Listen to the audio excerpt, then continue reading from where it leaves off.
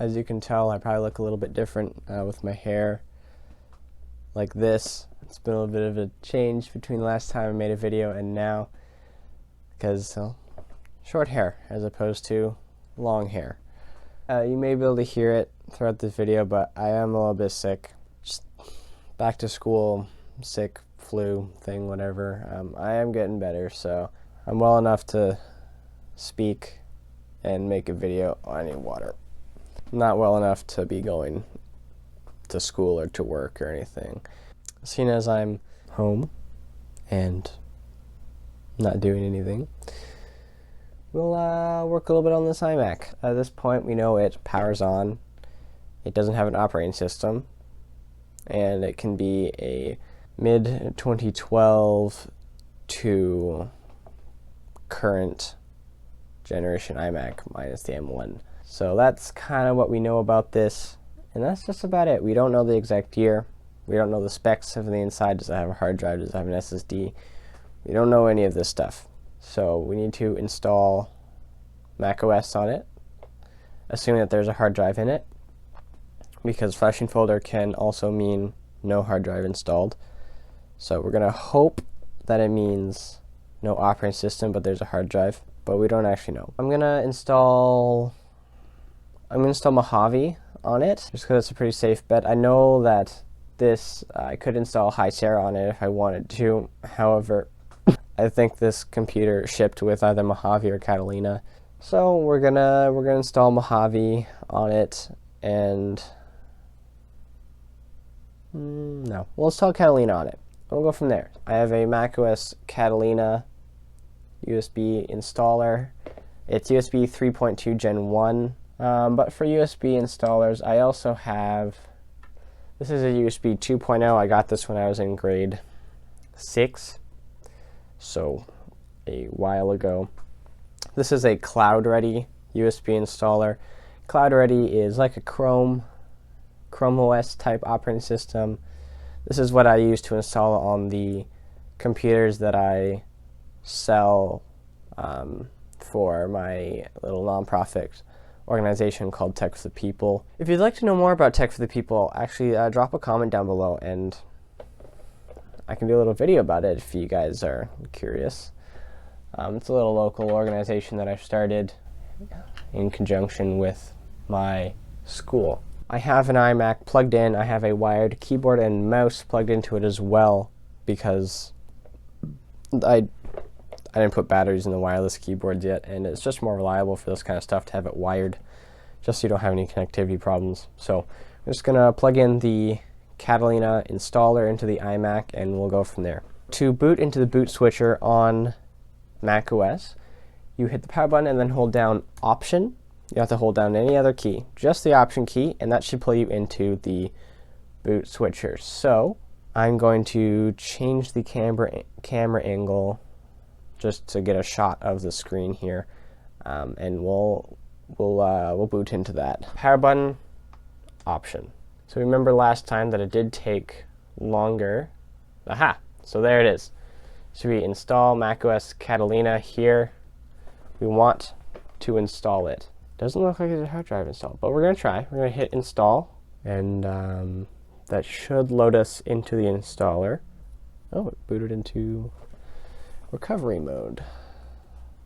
That's not usually how that works, but let's install. Actually, let's go to disk utility and see.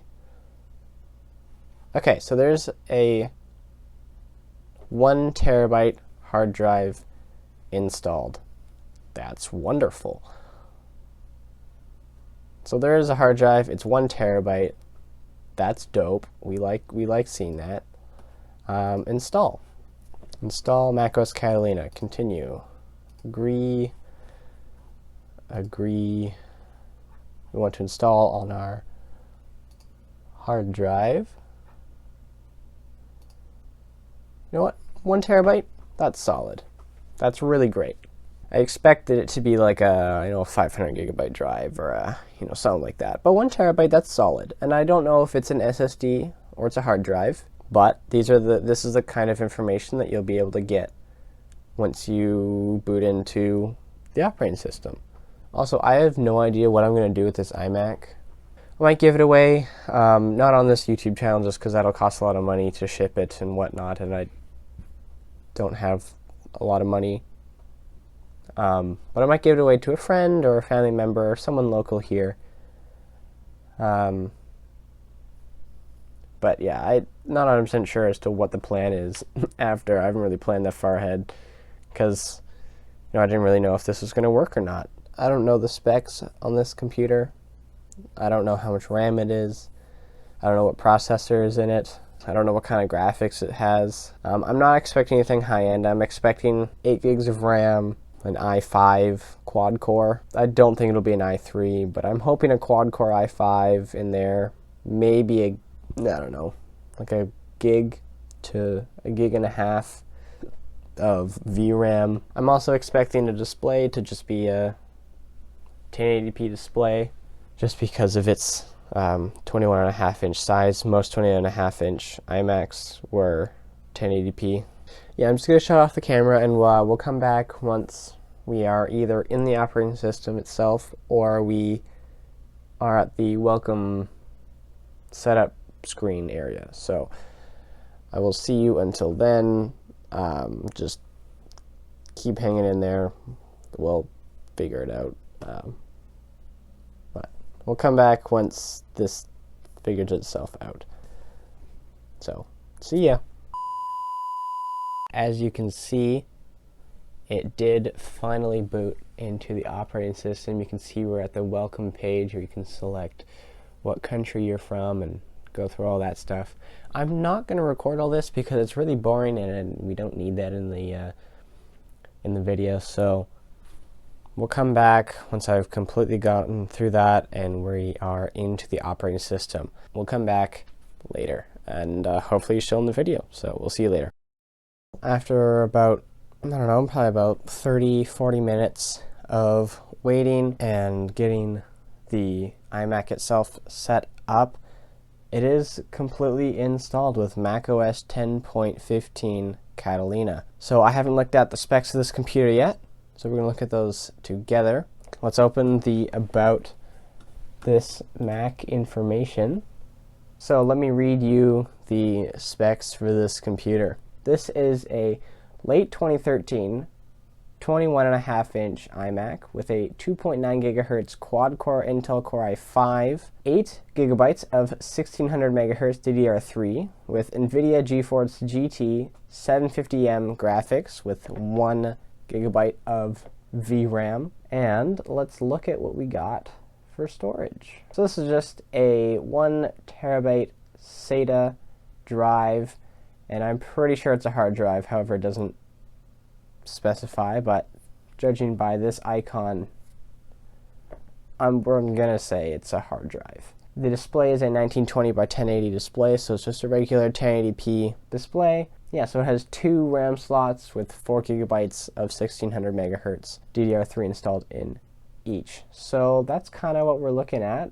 Yeah, I don't see any problems with what's happening in here, so I don't know why they had a problem with it. Yeah, so the hard drive isn't, it says for model, it says Apple HDD and then the model number. So it is a hard disk drive, so it's a hard drive in there, not an SSD. It's a 5400 RPM drive, so it's a slower hard drive, so that could be updated down the road if we feel like it. Let's see if we can find the exact CPU we have in here.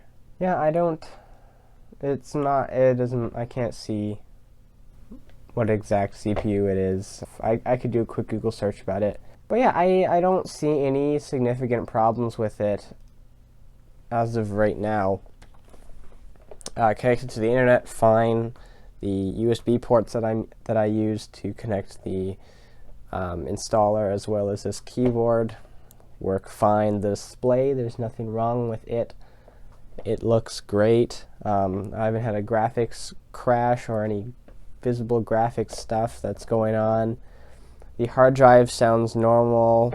It didn't really have any troubles installing the operating system as opposed to just the regular power cycles that it does.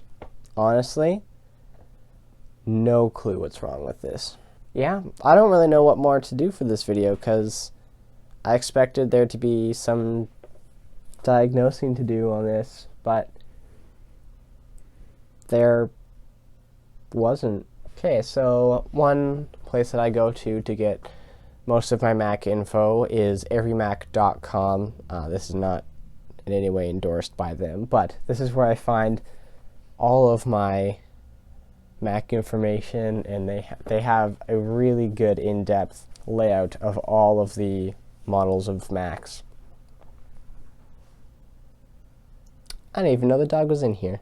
It is an i5 4570S, if anyone was wondering. So 4th generation Intel i5 quad core. Nothing, I mean, of course it's old because we are at what, 11th or 12th gen Intel at this point. It says here, quoting directly from everymac.com, at the time of purchase, Apple offered a 1 terabyte Fusion drive, which combines a 128 gigabyte SSD and a 1 terabyte hard drive for an extra $200, a 256 gigabyte SSD for an extra $200, or a 512 gigabyte SSD for an extra $500. So at the time, Fusion drives, if you want to get the Fusion drive, which was 1 terabyte hard drive and 128 gigabyte SSD, that would be $200 extra US dollars. So you would have a terabyte of mass storage of 5400 RPM, as well as 128 gigabytes of operating system and most used application and file drive. So not bad. Or you could just outright with the terabyte hard drive and just put solely a 256 gigabyte SSD for $200, or opt for the 512 for $500. This is all in USD for reference. It came pre-installed with 10.8, macOS 10.8, so what would that be, Mountain Lion? But the maximum macOS is 10.15, which is Catalina, which is what we have installed right now. So we can't install Big Sur unless we want to use patchers, which are completely stable, I would like to say. I've used patchers on our early 2009 iMac to run Mojave on it, and it works flawlessly. So the original price in USD was $14.99, so $1,499. But the current price can range anywhere between $500 to $650 USD. So you can get a good price for these as of right now, just because they have pretty solid specs on them. So if I wanted to resell, I could resell and get $500 for it on the used market. So yeah, we got a kind of mid-tier iMac, so that's actually kind of epic. I expected to get a not working, non-functional, basically broken iMac, because I'd actually assumed that Geek Squad had actually gone in here and rooted around inside the iMac and whatnot. So I'd assume this was going to be no hard drive, no operating system, probably dead graphics, maybe a faulty display. But from what I'm seeing here, none of that is the case. We have a 1 terabyte hard drive in it, which is completely adequate for the average user. And then 8 gigabytes of 1600 megahertz DDR3, which is pretty solid speeds considering it's DDR3, so it's not 1333 megahertz like the lower end, but it is 1600, which is pretty actually good. So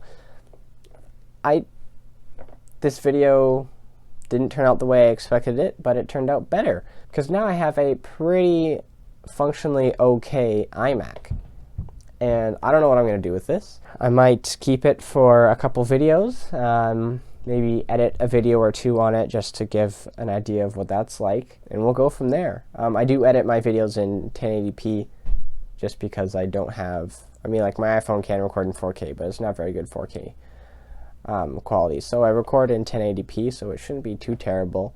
However, it is on 1 gigabyte of VRAM, which is pretty bad. But my 27-inch iMac that I basically did a good handful of videos on, it had 1 gig. So, and I did kind of okay with it. So I don't really know where to go from here, and I don't really know how to end these videos. If you liked the video and you found it kind of interesting, leave a comment down below. Let me know what you'd like to see more with this iMac, or what you'd like to see done with this iMac. If you really enjoyed it, subscribe. There'll be more content kind of like this on the way. There's a few other projects I have going right now, so hopefully I can get some more stuff out for you. Now, seeing this, I do have